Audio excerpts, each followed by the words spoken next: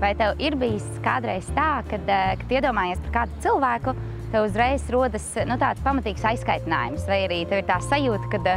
man šis cilvēks vienkārši nepatīk, vai es nevēlos ar viņu runāt, vai tev ir vienkārši tiešām sajūta, ka šis cilvēks vai nu viņš nav foršs, vai nu viņš nav labs, vai nu viņš vienkārši ir pavisam dīvains un tu negribi ar viņu kontaktēties. Un man tā ir gadījies, un diezgan daudz, un man liekas, ka arī visiem cilvēkiem tā ir gadījies. Bet es sapratu, ka man ļoti nepatīk tā sajūta, ka man tomēr ir šādi cilvēki, ar kuriem man laikam negribās kontaktēties, vai kuri man tā kā pa īstam varbūt netik daudz patīk. Es esmu sapratusi to, ka lai tas cilvēks būtu